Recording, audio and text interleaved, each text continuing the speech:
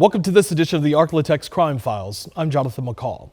In January of 1992, 17-year-old Kelly Wilson vanished without a trace. No one since then has ever seen her. More than 30 years after her disappearance, many are still asking the question, where is Kelly? In this edition of the Arklatex Crime Files, we take a look at that investigation, review our own coverage, and even talk to Kelly's dad about the latest in the investigation to find her. But a special prosecutor says Kelly Wilson won't be coming home. There's not a day goes by I don't think about Kelly. I have triggers that help me remember. Every day, a piece of Robbie Wilson is still living in January of 1992. Again, you wake up every day, you take each breath, and you live your life. Living with a constant question that's running rampant inside of his mind. It comes with no answers, and one that even he knows may never get solved. A lot of things have changed and life goes on, but you never forget. The missing poster is still on. That question, what happened to his daughter, Kelly Wilson? And not knowing what happened to her. And it's hard to deal with. Deep in the heart of East Texas, Kelly Wilson's disappearance still remains a mystery, one that continues to haunt the tiny town of Gilmer to this very day. The 17-year-old high school senior was last seen on January 5th, 1992. She had just finished working a shift at a local video store when she headed to the bank to make a deposit. That night, the money made it into the account, but Kelly never made it home. The next morning, her car still found sitting outside of her job. One of the tires had been slashed, her belongings, including her purse, still inside of the car. The keys were missing, and now so was Kelly, gone without a trace. More than 33 years later, there are still no signs of where she could be. There's no physical evidence, or very little. And part of that was because her case was treated as a missing person case initially. And so probable crime scenes and things like that were never protected. But with a lack of evidence, detectives have had very little to go on. But the case has been packed with many theories and conspiracies. Kelly's boyfriend at the time was considered a prime suspect, but he was never charged. He maintained his innocence and died back in 2004. Investigators believe the portable building may be where Kelly Wilson was held captive for 9 days before she was stabbed to death. There's also the conspiracy that Kelly may have been killed as part of an alleged satanic ritual and cannibalism cult. And some of them have previously been implicated in a satanic cult, which may have been involved in at least 4 or 5 other murders of women and children. In 1994, a woman named Connie Martin told Harrison County detectives that Kelly was tortured and killed. A grand jury investigation led to 8 people being charged with kidnapping, rape, and murder. Among those charged, Gilmer Police Sergeant James Brown, the lead detective on the case. Perhaps the most difficult thing for Gilmer residents to believe is that Sergeant James Brown has been arrested when he was in charge of investigating the Kelly Wilson case. The victim's mother has her doubts about Brown's involvement. Because he has been really the only one that has been involved as far as the investigation and trying to get the grand jury to even investigate on Kelly's case. Brown and the others were eventually cleared, but that investigation spawned a separate case of child sex abuse. Some of the people initially charged in Kelly's disappearance were convicted of crimes involving their own children. I tell people often that I know 2 things for sure, that she's missing and I didn't have anything to do with it. Past that, I don't know anything for sure. In the 30 years since Robbie last saw his daughter, he says the pain of missing Kelly has gotten better with each day, but says it's never going away. Her memory, her circumstance, what happened to her doesn't go away. Kelly is presumed to be dead, but Robbie says many now finding ways to keep her story alive. He says there's been a renewed interest in finding Kelly. He even says law enforcement in Upshur County now following up on old leads. He's got a couple of theories and a couple of leads, and there's nothing new about what he's looking into. It's just some more follow-up, and so it'll be interesting if it bears any fruit. I'm glad people in the area still care enough to at least have an interest in trying to solve the mystery. A mystery that still has more questions than answers.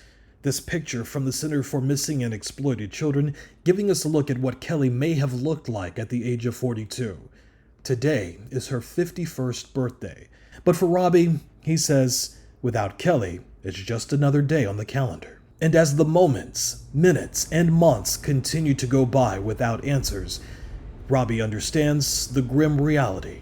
As time goes on, it gets colder and colder, and the likelihood of it ever being solved is becoming less and less likely. And on Kelly's birthday, Robbie says he wishes he could give one gift, the same gift he wishes for each and every day, the gift of closure.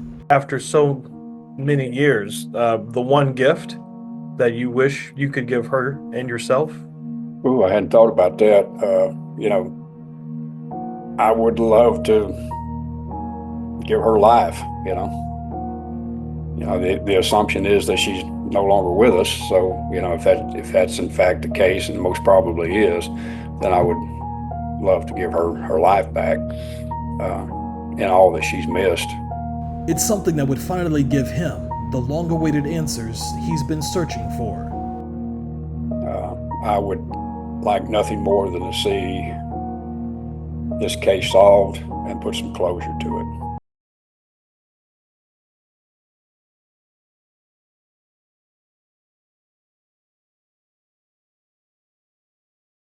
Mr. Wilson, thank you again for taking the time to talk to us. We appreciate it. We just wanted to, we're following up on Kelly's disappearance.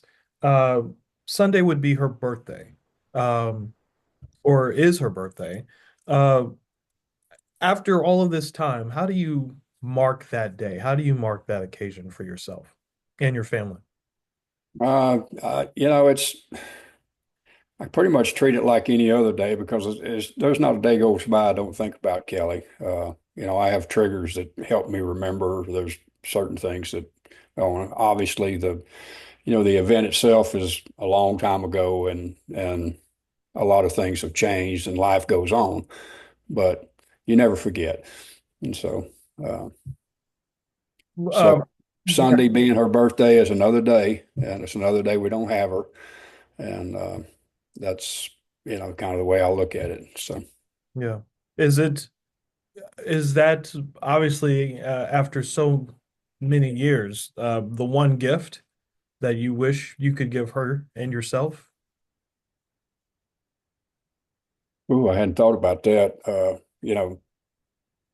I would love to give her life. The assumption is that she's no longer with us. So, if that's in fact the case, and most probably is, then I would love to give her life back, and all that she's missed, in the 30 years or so, 30 plus years. So, How did I always tell people, and I always tell families, obviously in the natural order of life, parents are not supposed to let go of their children. And I'm always surprised at the strength and the resiliency of families who go through the process, and parents who go through that process of, kind of losing um, their children. How have you managed? As you mentioned, it's every day is a day that you don't have without her, but you think about her constantly. How do you and how have you been able to get through that after all of these years?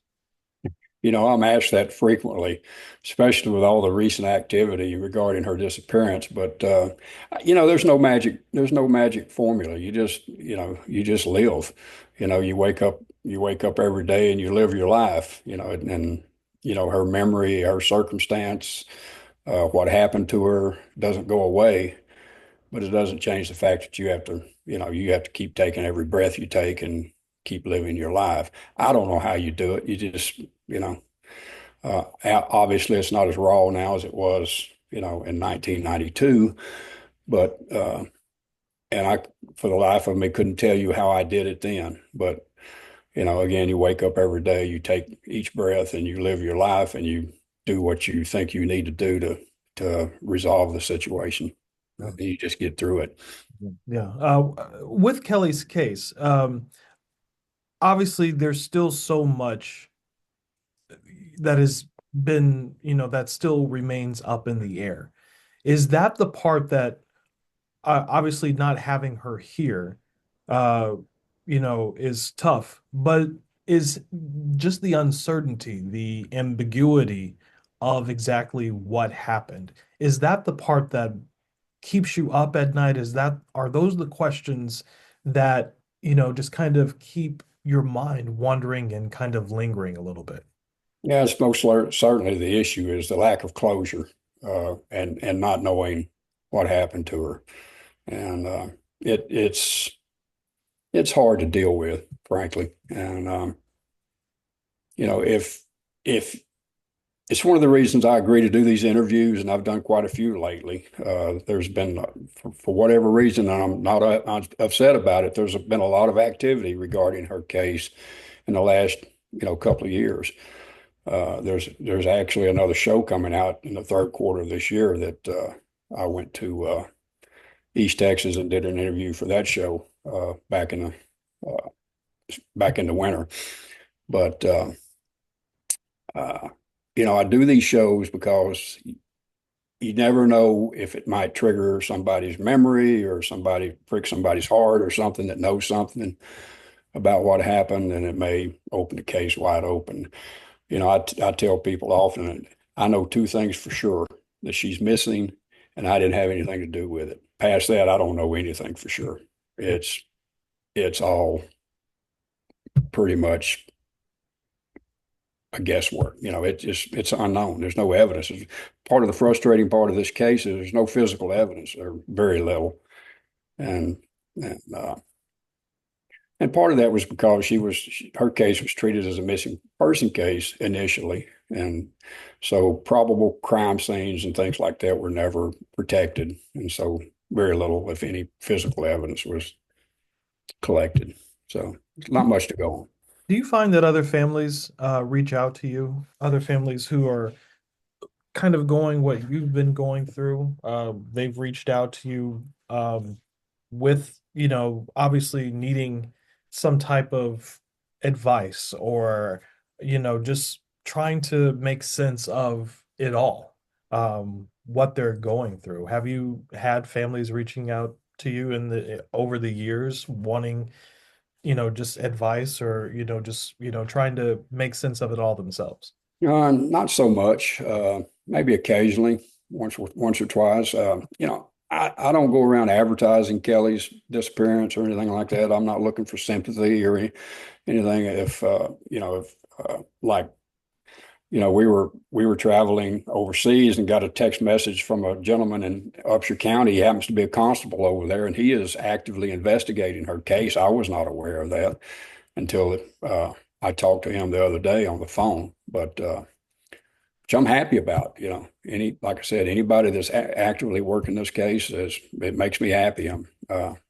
Maybe we can solve it. Who knows?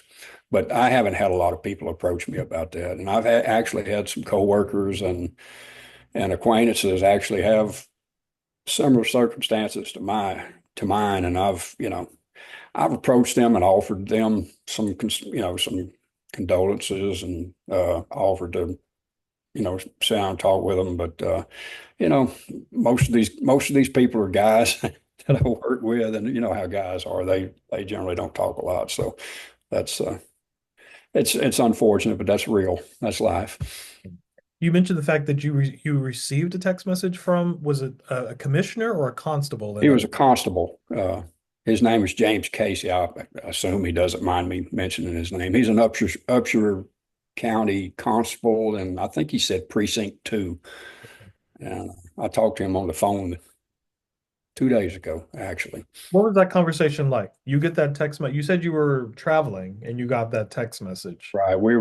I forget where we were, somewhere in Southeast Asia at the time. So we returned the text and said we were traveling out of the country, and I'd get back with him when we got back in country. And so I finally got around to it when we got home. And he told me he told me he was actively working the case, and we talked in generalities for the most part. And um, you know, he's got a couple of theories and a couple of leads, and there's nothing new about what he's looking into. It's just some more follow up. And so it'll be interesting if it bears any fruit. So we'll see. Does that bring some type of positivity to you, or is it obviously, as you mentioned, anything that or any investigation that can bring some type of answers to Kelly's disappearance is always a great thing. What does it mean for you to know that so many people still care, to want to seek the truth and seek those answers just as you are seeking those answers as well?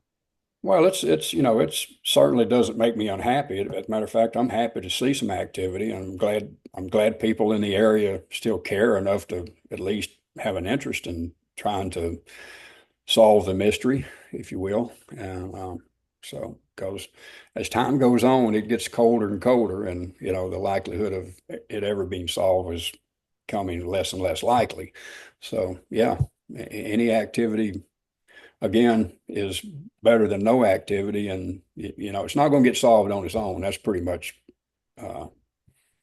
proven to be the case. So, without something flukish happens, like somebody stumbling over a gravesite or something like that, or somebody coming forward and confessing, which I don't think is likely. It's not going to get solved on its own. So. Mr. Wilson, anything else you would like to add that I didn't ask you, but you definitely want folks to know as part of this conversation and part of Kelly's story? No, like I said, I'm happy to see all this renewed activity. I'm not sure why now all this activity. I know there was a podcast out. I think it was last year or maybe year before last, and maybe that's sparked some interest and what have you. But I'm happy about it. Like I said, any activity is better than no activity, and I would like nothing more than to see this case solved and put some closure to it for everybody that's close to Kelly. Yeah, indeed. Mr. Wilson, thank you so much for your time. We greatly appreciate it. Only one person has ever been charged in connection to Kelly's disappearance, and that was the man who slashed her tire that night. As for her case, it is still active and open, and investigators say they still need your help. Anyone with information can reach out to Gilmer Police, the Upshur County Sheriff's Office, along with Texas DPS. Robbie Wilson says that he hopes one day he will finally get the answers he's been seeking. For this edition of the Arklatex Crime Files, I'm Jonathan McCall.